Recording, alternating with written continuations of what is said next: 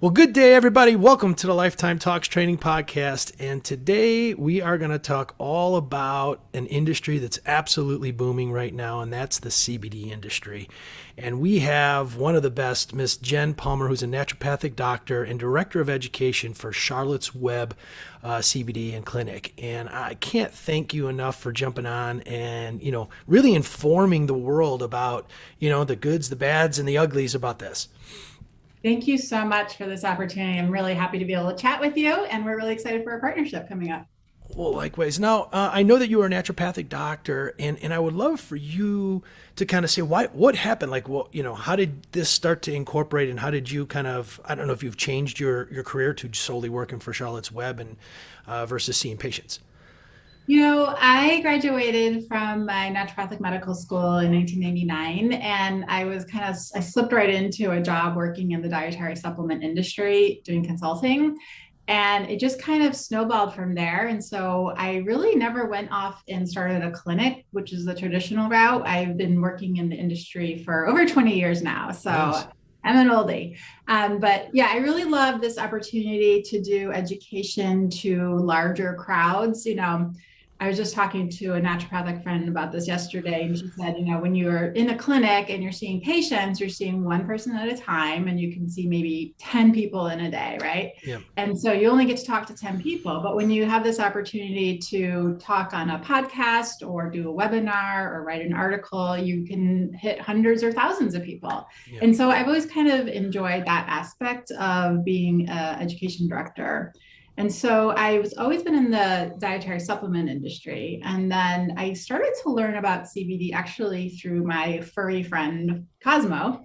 And my little dog was having seizures, and they were kind of really mild and very sporadic and occasional. And so I didn't worry about it too much at first. But what happens with seizures is a kindling effect, and it kind of can snowball and get worse and worse. And so that started to happen.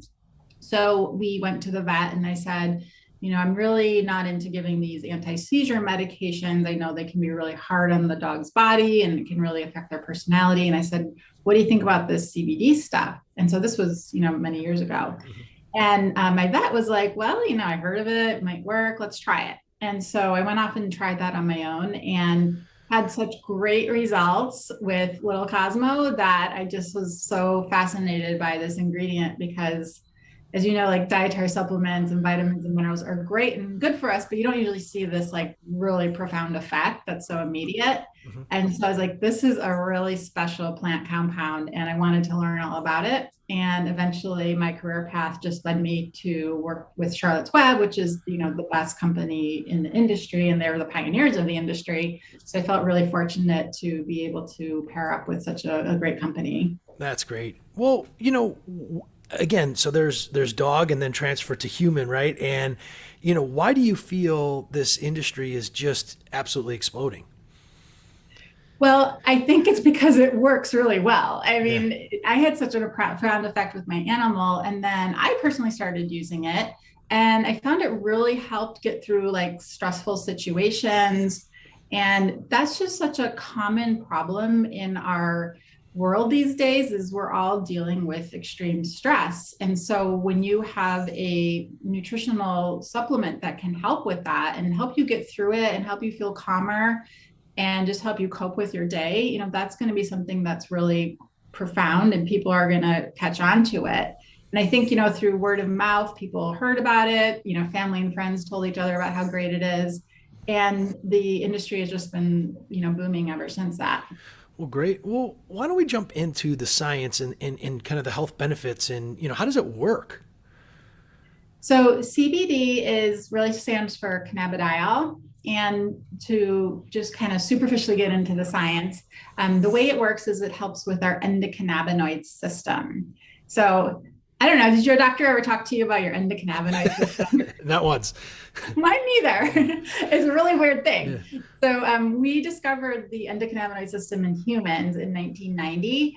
And for some reason, it was like never taught in medical schools or to a very small percentage. And so our doctors really never talk about it. But the fact is, the endocannabinoid system is kind of the master regulator of all the systems of our body, and it helps create balance throughout. And so, as it turns out, these endocannabinoids that our body produced are also kind of replicated by the cannabis or hemp plant with like the CBD and THC compounds. And so these work to help create balance throughout all these other systems of our body. And so it has like a really overall broad effect on our entire body. Got it. Got it. Well, is there research that you found, and what is that saying about, just the various, and then we'll get into kind of some of the differences. Obviously, I think there's a lot of people too that worry about THC versus CBD, but we'll get into that in a bit later. But what's the Yeah. research that you found that is kind of the most, exciting? So there's, we are still in our infancy in terms of clinical research. There's still so much more we have to learn. It's really one of the most complex systems. I used to say the immune system was the most complicated human system, but the endocannabinoid system really beats that. So it's really hard to research it and get clear results. But there are some compelling clinical studies out there. And I think one of the most profound ones are how CBD works for occasional anxiety and stress. And so we know that the CBD or the endocannabinoids that our body makes can help regulate neurotransmitters that are, excitatory neurotransmitters, the ones that make us feel stress, the ones that make us feel anxious, increase our blood pressure, increase our heart rate. The endocannabinoids can come in and really regulate those and calm them down. And so there's a really good study about people who suffer from social anxiety disorder, or just, young people who just, have a lot of stress and anxiety in their life. And they gave those people either CBD in high levels, one time, or they gave a placebo. And they found that the people that took the CBD had much calmer, more relaxing feelings, and really alleviated that anxiety that they were experiencing. And there's another one that's kind of on that same theme. And they put people into a stressful situation, which was public speaking. So they put these people under this, microscope of like, you have to give this presentation, and that always makes people nervous. It increases their heart rate, increases their blood pressure. And they gave one group a high level of CBD, and then they didn't give it to the other group. And what they found was the people that took the CBD had a decrease in blood pressure and normalization of their heart rate, and just much less stress effects than the people that got the placebo. So we have those kinds of clinical studies that really support this concept of it helps with occasional anxiety. And those are my favorite two studies, actually. Got it. Got it. Well, there's a lot of mysteries out there, and people are, some people I've talked to, oh, I'm worried about the THC, and, I don't want that in, and am I going to get fired if I get drug tested? But would you mind talking about kind of what some of the biggest mysteries just around it are? And so just to help people calm, or know what they're getting themselves into. Yeah, this whole like what is hemp and what is marijuana, it really can still be a mystery for a lot of people. And it actually took me a while to really wrap my arms around like what is the difference between these two things. But it's understandable that it's confusing because they're actually the same plant. Hemp and marijuana are both cannabis sativa. That's the Latin name of this plant. But cannabis makes a lot of different compounds. It makes CBD and THC and CBN and CBG and a bunch of other things. And so the hemp plant is defined as the cannabis plant that makes less than 0.3% THC. That's a very small amount. And that's not the amount that would give you that euphoric effect or, getting high. So it's a very small amount. However, it can be detected on drug tests. Now, marijuana is anything that's over that 0.3%. But in reality, if you go to like a medical cannabis dispensary or recreational, you're going to see THC levels at 15, 20, 30%. So it's like extremely much higher. And that's the levels that you're going to get that euphoric effect. But the hemp plant was really designated in the 2018 Farm Bill, and that's when the government took the hemp plant off of the DEA controlled substances list where marijuana still sits. And it made it legal to grow across the country in all 50 states. And so anything that has less than 0.3% THC is hemp, which is generally cultivated to have high levels of CBD and can be sold in dietary supplement form, in health food stores and things like that. And that won't get you high necessarily, but that tiny amount of THC can eventually accumulate in your system. And depending on your genetics and your metabolism and your body weight, et cetera, and how much you're taking, it is possible to test positive on a THC drug test. So if you are in a profession where that's of consideration, such as law enforcement, some people in the medical industry can't do that, people, working on high risk jobs, you may decide that you don't want to take a full spectrum hemp extract that contains even that tiny amount of THC. You may decide you want to avoid that. And so there are options to take a full spectrum hemp extract without the THC, and that really eliminates that risk of testing positive on a drug test. I did talk to a doctor who likes the full spectrum hemp extract, and we can talk about that, the entourage effect and everything, but he does have patients who are concerned about that risk. And so he has a really good workaround that I thought was really innovative. He sells his patients the at-home drug test kit, and so they can monitor themselves as they're using it, and then if they start to go over, then they can go off of that and take a break. So I think that's a really smart workaround if you want to use the full spectrum version. Well, and I think that's important too, because I don't know a lot of people understand what full spectrum means. Would you mind diving into what that is? Yeah, so there's really, I consider it like three buckets of different kinds of hemp extracts. So the full spectrum hemp extract is the one that has the most variety of compounds, and that's the one that Charlotte's Web makes.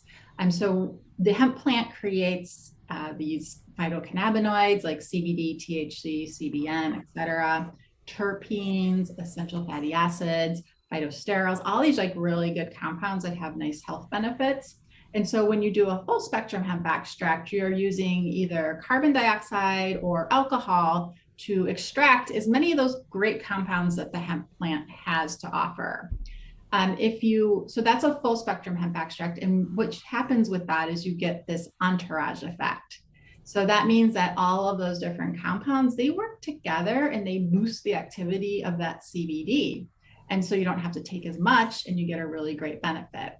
And the level below that we call a broad spectrum hemp extract, and that's where you take the full spectrum and you take out the THC and you attempt to leave as many of those other good compounds there as possible. So you're getting an entourage effect, but just not quite as robust as the full spectrum.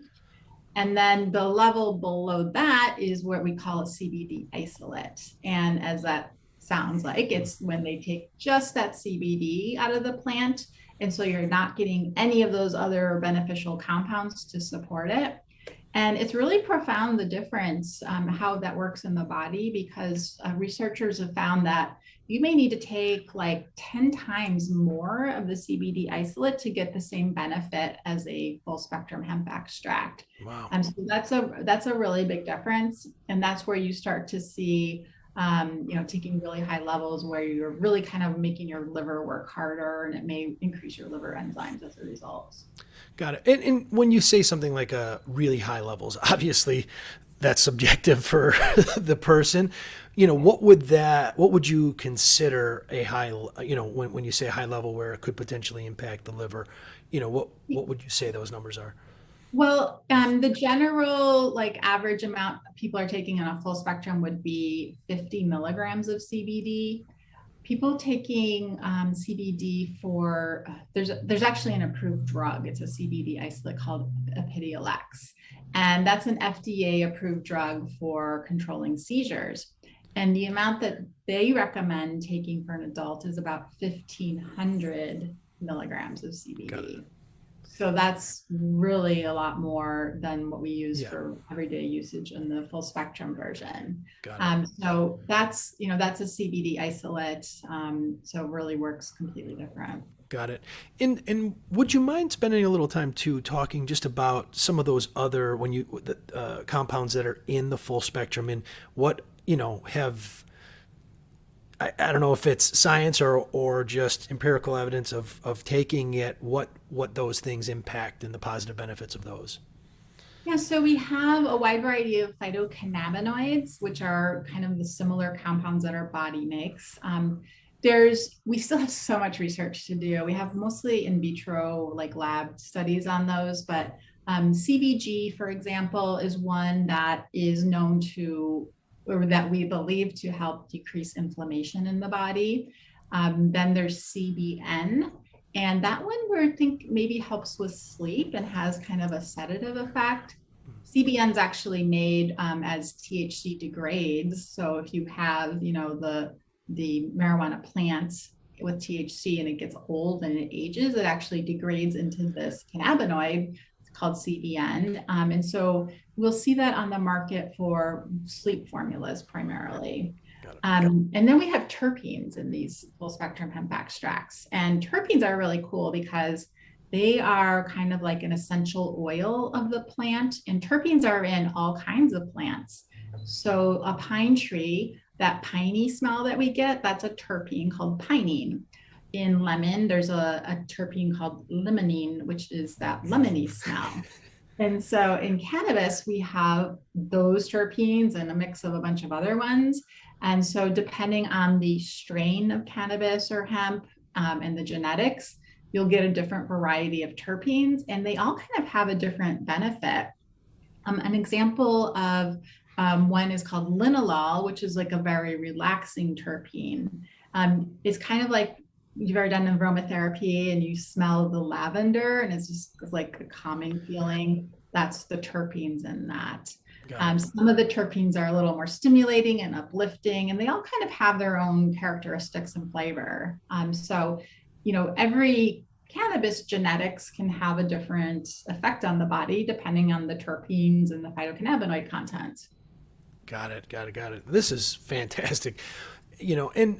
There's the different qualities, and I see some say it's organic. Would you mind going into, I guess, just how do you distinguish what is a good, obviously Charlotte's Web, but what is a good product versus bad? I mean, I'm seeing it in gas stations now. I'm seeing it everywhere. And yes, I know in the supplement industry, it's the same exact way. Just in the normal supplements. So there's a lot of companies out there. Unfortunately, FDA has not qualified us as a dietary supplement yet, so there's not a lot of regulatory oversight. Okay. So this is a really important conversation because you really do have to be an educated consumer if you're going to make that purchase, and you want to make sure you're getting good quality, and you can't really rely on the fact that it's in a package in a store that it's good. There's just a huge variety, and a lot of it comes down to the plant itself and then the manufacturing process. So you had mentioned organics. That's a really key thing to look for when you're buying CBD, is make sure that hemp that they grew was organic. It may not even be organic certified, but you just know that they used organic practices, because hemp is a really good phytoremediator. And that's just a big word for saying hemp sucks all the junk out of the soil, toxins, heavy metals, pesticides, and it absorbs it. And so it's really good at cleaning the soil, but you don't want to use that plant to get your CBD, right? You're going to concentrate it and ingest it, and that's bad news. So you have to make sure that hemp is grown organically, which Charlotte's Web does. The other thing is you want to do a lot of testing. And so we think it's really important to test the plant in the soil all the way through the extraction process to the final product. So we test the water, we test the soil, we test the hemp plant for aflatoxins, we test the THC and CBD content so that we can harvest it at the right time. And then as we are manufacturing it and extracting it, we're testing for 68 pesticides, 20 solvents, heavy metals, microbiological contaminants. Because even though we know we're growing it organically, we know that things can, blow over from neighboring farms, pesticides, chemicals, things like that. And so we have to make sure that every step of the process is really clean so that we are providing the best product. And that's really an important thing if you're out there shopping for CBD, is make sure that the manufacturer is showing you all those tests. We are completely transparent, so you can go onto our website and put in the lot number that's on your bottle and see all the tests that were done on that particular product. And so we show you all the test results. And that's something that should be publicly available, especially in an industry where it's not really regulated and the consumer is just kind of relying on the company to be honest and transparent. Got it. Well, and I've heard COA Certificate of Authenticity, and how do you know whether or not the company has that? And can you explain what that actually is? Yep. So the certificate of analysis is actually just those test results that they do on the final product itself. And so, we use a third-party independent lab. So we ship out our extract to another company. They do all the testing. They give us the test results. And then we go ahead and spot test to confirm that they did it properly. Sometimes they make mistakes and we want to make sure. And so we double check that. And then we create a document which synthesizes all of those different tests into one document that's accessible to the public at any time. So, not all companies are doing that. So it's something that's really important to look for. Yep. And chances are that, really cheap CBD that you're finding at the gas station is probably not going to have a C of A to show you as a consumer. And are there companies, and we don't call out, I don't want to call anybody out, but are there companies that make a different quality of product, but under the same name, is that something, or is that not something that happens? So like one brand that has different levels? Yeah. Not that I know of. I mean, usually a manufacturer is pretty consistent. They might have different brands within that, but they usually are pretty consistent throughout. Well, and that also goes for, again, I just keep going back to our audience being mostly, trainers, health enthusiasts that buy supplements. Mm-hmm. So many people will look on the bottle and say, oh, there's 2,000 milligrams versus 100 milligrams. Oh, this must be better. Would you mind going into, quality versus quantity, and or when each is needed? I mean, obviously, that's quality, a huge point of confusion too. I'm so glad you mentioned that one. I always forget, but some companies actually on the bottle will put the big number that you see on the label is actually the total amount of CBD milligrams in the whole bottle. Now, that to me is a little confusing because it's like, well, I'm not going to drink the whole bottle, right? Yeah. So why do I need to know the total? Like, you wouldn't buy a bottle of vitamin C and it would say, 10 million milligrams of vitamin C inside. How does that help you? You're going to do a lot of math. So we always show the amount per serving. And so the serving, if you're going to use one of our tinctures, have you ever seen those little bottle with the squeeze pot? So in that dropper, it will show you markings for how many milliliters you're getting. It'll be like a half milliliter and a full milliliter.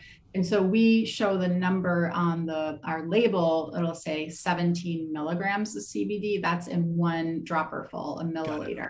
Okay. So that's how you know how much you're getting. And so, like I said, people are taking like between 20 to 50 milligrams of CBD a day, just, depending on their needs and how tolerant they are. So they're going to be they can measure that by doing how many milliliters they're doing, how much CBD is in a milliliter. Got it. To me, that's a more honest and realistic way to evaluate what you're taking. For sure.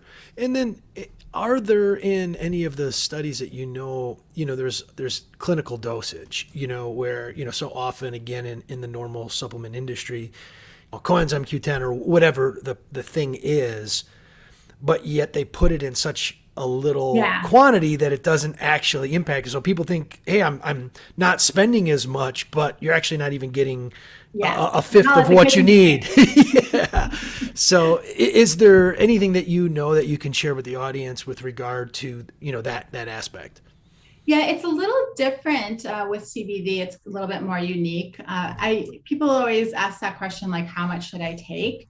And so the general rule of thumb that you'll hear is to start with a small amount and increase it slowly to figure out what works for you. You really have to customize your own serving size. It's not really a one size fits all. Whereas like a lot of vitamins, where we'll say you should take 1,000 IU's of vitamin D every day. That's a standard. With CBD, it's really variable because people have different sensitivities. And I know somebody who is very sensitive to it, and she'll take like 5 milligrams of CBD and just kind of feel like out of her mind. And then I know people that can take 100 and they really don't notice anything. So that's why we say, start with a low amount, kind of track it in a journal, take a little more every day. And then when you get the benefit that you're seeking, that's the amount that you need. And you can just stick with that. It's not really beneficial to keep taking more and more because there's actually, you kind of start to lose efficacy as you take more beyond what you need. So it's really good to just find that, we call it the sweet spot, and just stick with that. And that's how much you need. And is it like, a lot of things our body just adapts to? So is there, have you seen anything that, the longer you take it, you may need to take more to get, the same amount of impact, or does it not work the same way there?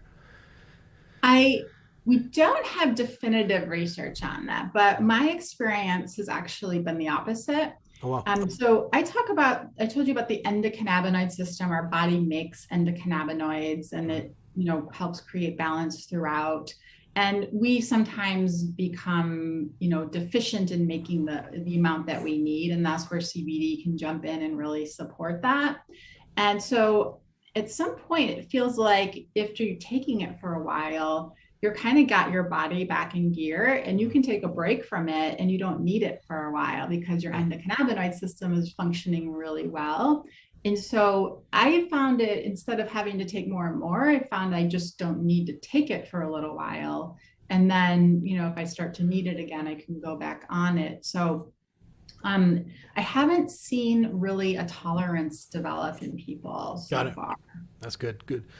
Well, there's another aspect is there's so many different ways to ingest it.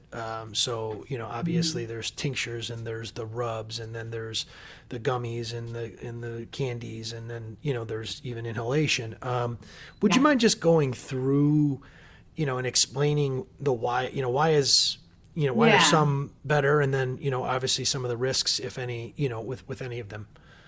Yeah, so you mentioned smoking it. Vaping is definitely an option out there. We don't sell it that in that vehicle, but the difference between ingesting it and vaping it is when you're inhaling it, it gets into the bloodstream really fast, and it has a very quick benefit. But the longevity of it is much shorter. So acts faster, but has a shorter duration of action. Good. Whereas when you use it orally, it is a little bit slower to get into your system, but once it's in there, it lasts much longer. So I would say, just kind of throwing out numbers is not exact science, but vaping might last 2 hours and orally might last 8 hours. So you get a much longer duration because you're digesting it. And you can take it in either like that dropper that I mentioned. So you're kind of squeezing it and putting it in your mouth. We have flavors in these oils, but these are full spectrum natural products. They are very hempy or plant flavored. And so they don't, you have to get acquired to the taste a little bit, but the flavorings do mask it pretty well. But some people don't prefer that taste, or they don't like the inconvenience of the dropper. And so they can take it in a capsule. And the great thing about a capsule is it's a designated amount. So it's either 15 milligrams or 25 milligrams, exactly what you're taking. And, it's easy to throw a bottle of capsules in your bag, your gym bag, or traveling or something like that. It's a convenient way to use it. Mm-hmm. Or if you're like me and you have a big pill box and you're taking 20 pills a day, you can just drop your CBD pills in there too. Got it. And then the other ways are gummies. And that's actually the most popular way, hands down, across the industry and also with our brand. Gummies are really cool because they taste great. And so it's amazing how we remember to take them when they taste really good. And so it's a really palatable, very good compliance with that. And we also add functional ingredients to those gummies. So like we have a calm gummy, which has lemon balm, and lemon balm is an herb that improves our GABA production. And that's a calming neurotransmitter, makes us feel really relaxed. So it works with the CBD hand in hand. Nice. So it's a really good, anti-stress gummy. We have a sleep gummy, which is our #1 seller. And it's actually one of the top selling gummies in the industry, which has melatonin combined with CBD.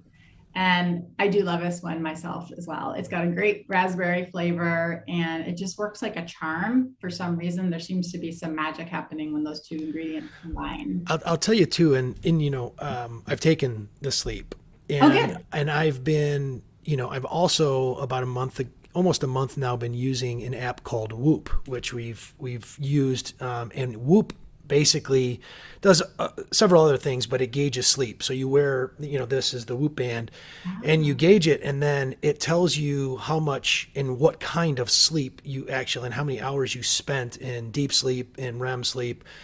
And I need that. Yeah, and you can take notes on it too. So, plug over there. But what's been very interesting is the days that I don't take it, I don't spend as much time in REM and deep sleep.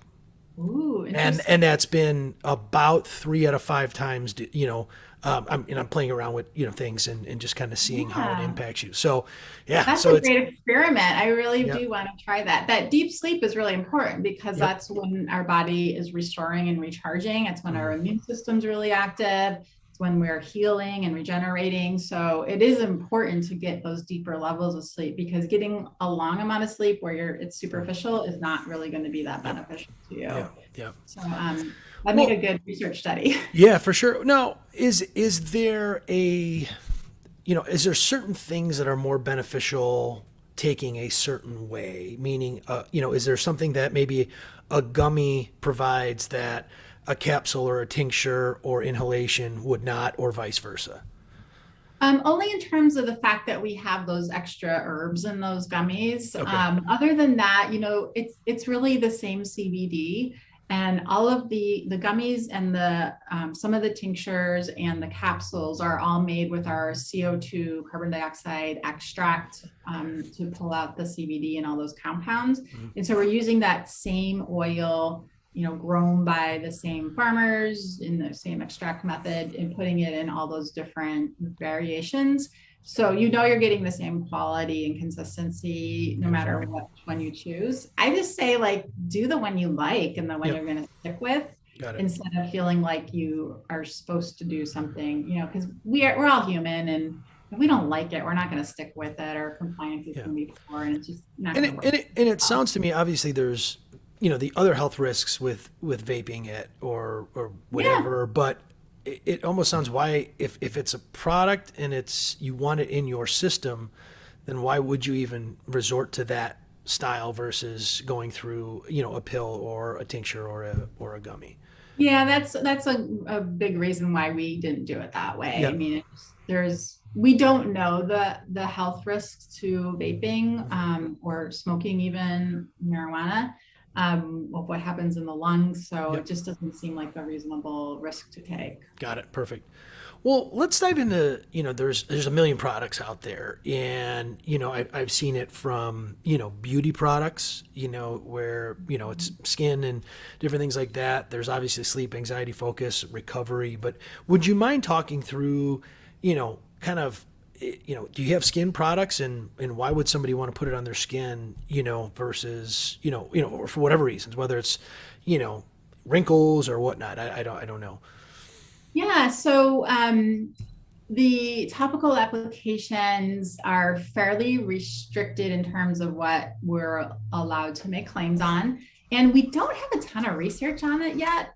But just basic physiology is I mentioned we have an endocannabinoid system throughout our whole body. We also have one kind of microcosm in the skin, in the superficial layers of the skin. So we make endocannabinoids there. We have endocannabinoid receptors there. And so when you apply CBD topically, that's where you're going to get the benefits, is right where you put it. It doesn't get absorbed into your whole system. It's not going to go to your brain. And so you're getting kind of different benefits from it. Whereas when you take it orally, of course, it's going to work throughout the entire body. And so it will just kind of adjust the systems that are a little bit out of whack. I mean, it works with the cardiovascular system, the endocrine system, the nervous system, pretty digestion, everything you can think of. And so, obviously where there's a weak spot in your body, it's going to kind of try to help fix it. Got it. Got it. So, is there anything that, or you say you can't speak to that, but, on skin and wrinkles and then even, I've seen a lot of oils, massage oils and rubs and things like that for muscle recovery or, whatever the reason. Would you be able to talk about any of that? Well, what I could say to you is we do have our CBD medic line, which is great for your trainers. And so those are topical applications for pain relief. And they have these key ingredients of camphor and menthol in them. And those are actually terpenes from different plants, the mint plant and the camphor tree. And those work great on the pain receptors in the sensory nerves of our skin. And so wherever you apply that, it's going to help interfere with the pain messages that are going to our brain and kind of tricks our brain into thinking like there's no pain there. And so they work really well. They're very fast acting and they give you this very cooling sensation because they open up the blood vessels and allow greater blood circulation there. Got it. So hopefully you got a chance to try those products as well. I think they're going to be really great for your trainers, for people who get, really stiff after working out and sore muscles and things like that. Yeah. And I would say I probably not want to take that before because you might be hiding, the potential pain, and then go and do something. So definitely for a recovery. That's true. But yeah, and then, obviously there's massage oils, I think, in other aspects there, and it's all that same concept. Yeah, all great for reducing pain and it kind of helps you get through those difficult parts of when you're healing. I slept weird, I've got a stiff neck, I don't want to be like feeling uncomfortable all day. It just kind of helps you recover faster. Got it. And is there the research or is there anything on, lowering inflammation? Obviously inflammation is a huge problem. Actually the camphor and menthol reduce inflammation in the area too, in part because they open up the blood vessels, they allow more blood flow through, and they allow those immune cells to go in there and help decrease the inflammation. So that also helps contribute to reducing the pain. Got it. Well, and you've talked throughout the episode today, you've talked about sleep and you've talked about anxiety and what about focus? A lot of people are losing focus now. Is there anything that you have that can, that helps, kind of maintaining focus? Yeah, CBD does help maintain focus I think probably the way that it's working is by reducing the stress and letting us feel calmer, we can actually maintain a better focus on a topic, because there's nothing more distracting than feeling stressed out. I mean, that really can ruin my concentration if I'm really feeling that chronically. So by relieving that stress and anxiety, it allows your brain to hone in on what it's supposed to be doing. And so we do say that it helps improve your focus as well. Got it. Sweet. What would you say your favorite product is? I'm a sleep gummy person too. Well, it's so important. I mean, it is. I love all of them, but that one I use, is so profound for helping sleep. And I'm someone who's a terrible sleeper. I think I mentioned to you earlier, like that person you interviewed who was a sleep specialist who I need to go see.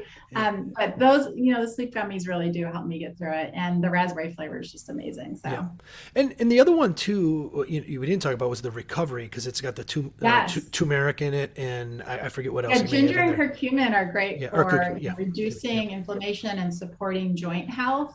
And so that combination with the CBD can be really great to use after an athletic event. We know that when we exercise really hard, that we just naturally create more inflammation as a result, Yep. which is fine and natural. But if it gets to be too much, that can be a problem. And that's where we, get muscle stiffness and things like that. So using the recovery gummies are great. Some of the more athletic people who work with us say that they actually take them before they work out and then after to kind of just, preventatively stop that. And ginger and curcumin have tons of research on them, both clinically and animal studies, to show that they're really good for supporting joint health and by reducing the inflammation in that area. That's great. Well, is there anything else that we haven't talked about that you think is important, to give somebody, and really this one was more so about an overview and kind of trying to knock down some of the, potential negative thoughts or issues, so is there any, I guess, as I'm thinking through this, any cons, like what should you, if you have these things, you probably might not want to go after, taking CBD? I'm not going to say every person in the world needs CBD, right? Yep. I mean, our body makes these endocannabinoids naturally. And so if we're perfectly healthy and everything's flowing perfectly, we probably won't even notice a benefit from CBD because our body doesn't need it.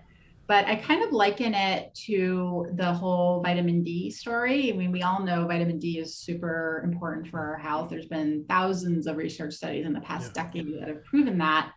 And our body makes vitamin D. We get exposed to the sunshine on our skin, the cholesterol turns into vitamin D, and it keeps our vitamin D levels healthy, and that helps support all the tissues in our body.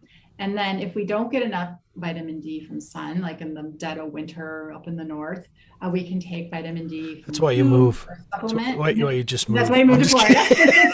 Or Arizona. And so if you don't get enough vitamin D, then we all know we can get a vitamin D deficiency, right? Our doctors regularly test us, what are your vitamin D levels? And there's plenty of research showing that you can be deficient. It's the same story with the hemp and CBD extracts. Either we're making the endocannabinoids in our body and we're keeping our endocannabinoid system healthy. If we're not making enough, which by the way, there's a lot of things that impact that. Stress, chronic stress can impact your endocannabinoid production, drinking a little too much alcohol, not getting enough sleep, getting exposed to pesticides and plasticizers. All these things damage our ability to make endocannabinoids. So really, these are just like things that we're all dealing with, right? Yep. And so if we don't make enough, we have to take it as a supplement form from the hemp plant. And if we don't do that, then we can be deficient and that can result in some kind of health problems. There's actually a really famous scientist who's really the premier researcher in CBD and cannabis is Ethan Russo. And so he has developed this theory that there's this endocannabinoid deficiency syndrome, which is possible to happen. So if our ECS is really damaged, it can lead to some chronic health conditions. And it's probably those ones that we don't have good drugs to fix. And things like fibromyalgia and chronic fatigue syndrome and Alzheimer's and Parkinson's. And these might all be related to a poorly functioning endocannabinoid system. And since doctors still aren't talking about it, then they're not looking at that as a potential problem or source of problem for patients with those conditions. And therefore, those patients are constantly struggling with that condition and haven't found a solution, and they can go decades like that. I can't imagine that, that's not going to just blow up, at some point here. Because, I mean, it was, what was it? Not even 10, mainstream now inflammation's the problem versus straight cholesterol. I mean, there's other things, but, that's now more popularized. And I kind of almost liken that to almost this. Medicine is very, very slow to adapt. I don't know. Let's not get into that conversation right now. But you'll see the research and then 20 years later, they finally start talking about it. But even as a naturopath, we're supposed to be progressive and integrative. I didn't learn about it in school either. Mhm. So, and my school still isn't like really focusing on it. And so I Yeah. really feel like there's this gap of information that we're really missing. It's kind of the missing piece of the puzzle for some people who are, just sick all the time. So hopefully doctors will start to focus on it more and get educated. And I guess they have to do that on their own. That's fantastic. Well, anything else that you'd love to share before we go? This has been great information. Yeah, I mean, I think, we keep talking about research and the lack of research. And so one of the things that I really appreciate about Charlotte's Web is we have our own division of research, CW Labs, and we are partnering with other universities like Harvard and Johns Hopkins. And we are doing studies on CBD to really try to identify and hone in on answering some of these questions that keep coming up, so that we can elevate the industry, we can help support doctors in understanding the topic, and eventually, help people. Our company was just founded on this mission of wanting to help people. And so we really put our money where our mouth is and continue to do those clinical trials and try to help support people's health as much as possible. Fantastic. Well, I mean, it is a booming industry, and I highly recommend you. They will be available in all the Lifetime stores. I don't know if they're quite there yet. I know it's going to be happening fairly Must soon. be really close. Yeah, but I know the deal's in place. So, but that's fantastic. So, I can't thank you enough. This is great, and maybe we have you on at a later date and really start to dive in a little bit deeper for those people who kind of geek out on the true science of what's going Yeah, on. absolutely. And all your members are welcome to reach out to me anytime if they have any questions. I don't know if they can email you or I can give my email, but I'm Yeah, always I'll happy. put everything in the show notes too, so you'll be Yeah, able to get access perfect. to it. And because it can be confusing if you're new to it, and there's a lot of misinformation out there, which I, want people to be careful of. Yep. And so I'm always happy to take the time to answer personal questions as well. Perfect. Well, thank you so much again, and Thank you so much. Thanks for having me on the show. I appreciate ta- it.